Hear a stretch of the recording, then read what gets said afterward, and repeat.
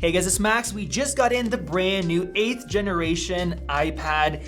And even though there hasn't been that many changes, I am super excited for a couple of reasons that are gonna make it a great update. If I can actually open up this box. Now today we're gonna be comparing it against the iPad mini. And now with this thing being on sale right now on Amazon, it's listed for $349 or even less refurbished. Well, links in the video description. This is gonna make it a very tough choice. Hey guys, Future Max here. I kept calling the iPad mini 5 the 4th one. I just realized that, so please forgive us and let's get back to the video. Don't worry, we're gonna let you guys know all of the differences, such as the design differences, the displays, performance, gaming, and some things that you probably don't expect. And at the end, we will give you guys our opinion. Now let's go ahead and open this thing up here.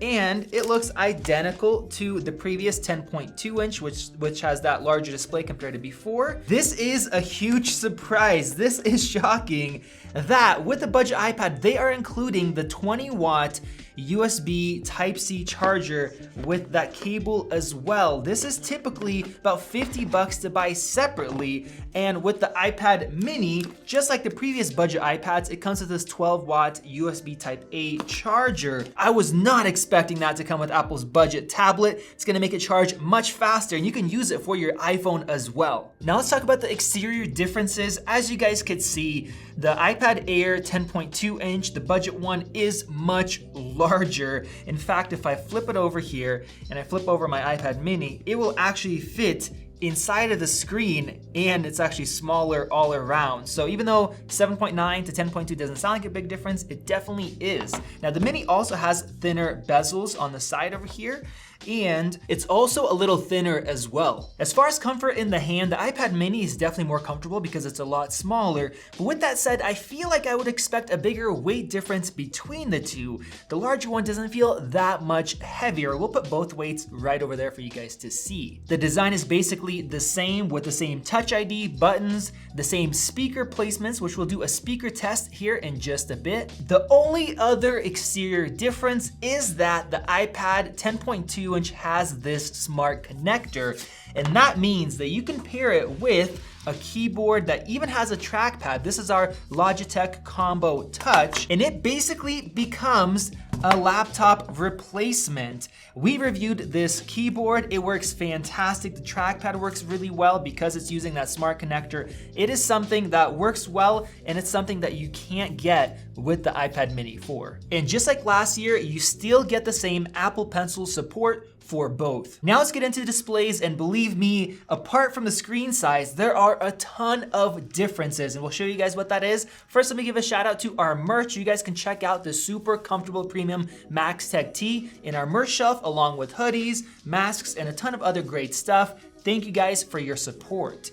As you guys could see right away from the above camera, the 10.2 inch iPad looks great. There's a lot less contrast compared to the iPad mini, and with that, there's a massive difference in reflectivity. You can barely see the camera in the iPad mini, but in the budget iPad, you can see the whole thing. Part of the reason is because the iPad mini 4 has better coatings on the screen, but the other reason, and probably the bigger one, is that the 10.2 inch budget iPad has a non-laminated display. That means there's actually an air gap between the digitizer and the glass in the actual LCD panel. So if you guys can hear that, it sounds hollow compared to the iPad mini, which sounds a lot more dense. So you're basically touching the screen. With that, if you're somebody that plans to draw with the Apple Pencil, the experience is definitely nicer using the laminated iPad mini 4, where your drawing is right where the tip of the pencil is, compared to the budget iPad where you see that gap and it's a little bit off. With that, not only does the iPad mini have better contrast and less reflectivity,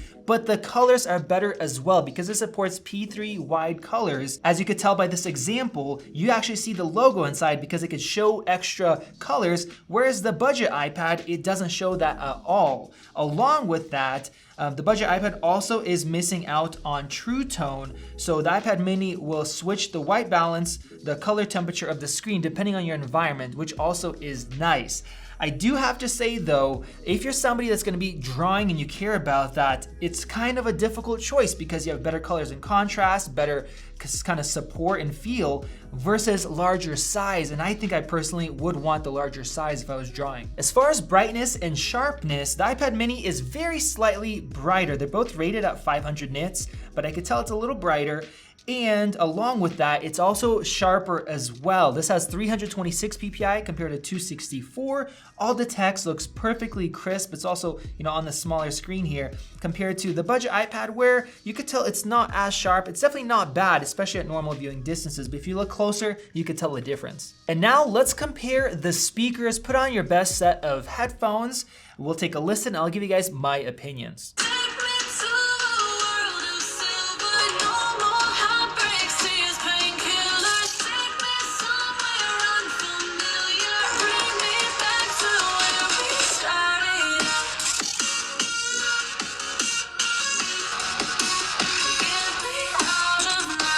Let me know what you guys think down in the comment section below. To me personally, the iPad mini 4 is a little bit quieter than the 10.2-inch iPad, but the sound does sound a little bit better. It's a little bit smoother. The highs are a little bit more balanced and not as maybe crispy sounding, but it is very close, and I think it's close enough not to really matter. With that comes a difference in video recording. Both are 1080p 30 frames per second, but the 10.2-inch iPad crops in a ton, as you guys could see. The iPad mini 4 is much wider, and the quality looks quite a bit better to me as well. You guys let me know the difference in quality and the difference in microphones down in the comments section below. As far as battery life, the iPad mini 4 has a 19 watt-hour battery compared to 32 with the 10.2-inch iPad, but Apple rates them both at 10 hours, and in the real world, they are very similar because the mini has a smaller screen that requires less power. And now let's get into performance. So we're gonna start with Geekbench 5 here, the CPU test.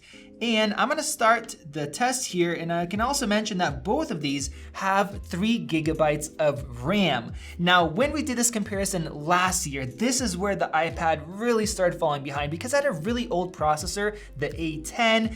This year, finally, they updated that to the A12, which is the same exact one in the iPad mini 4.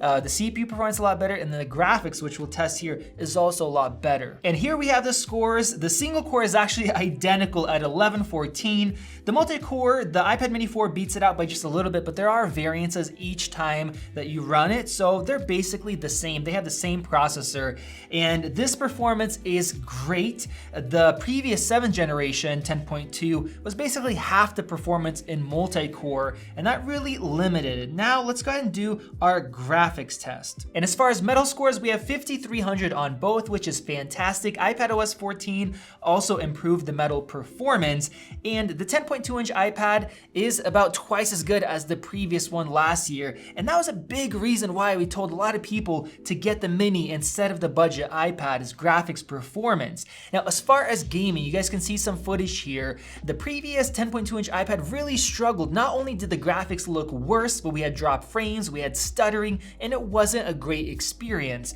The iPad mini, on the other hand, it looked a lot better graphically, it played much smoother, and we told gamers just buy the iPad mini.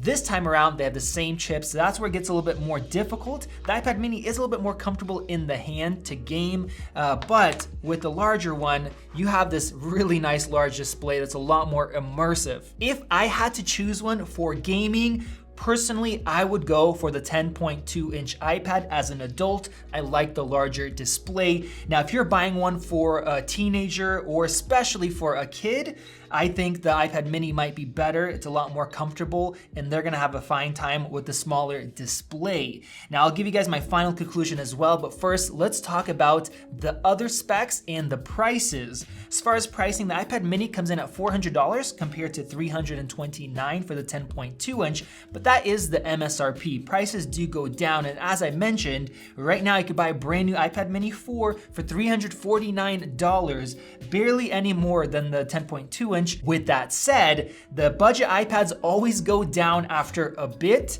and so you can get a lower price later as well. Not by a whole lot, but it does go down. So I'll have the links, the latest links below for you guys to compare at the time that you're buying. And we also have a difference in storage.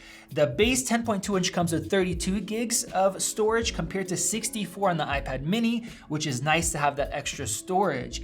But with all of that considered, if I was choosing one all around, it would have to be the 10.2 inch iPad. Yes, the screen's not as nice, it's more reflective, but along with that, if your screen breaks, it's about half the price to switch it out yourself, which is nice. And you just have a lot more flexibility with the screen size for drawing. You can get yourself a case with a keyboard and a trackpad. You guys can check out our review on this as well. It's just a lot more versatile. I think it is the better buy. But let me know your thoughts down in the comments section below. This has been Max with Max Tech, and we'll see you in the next video.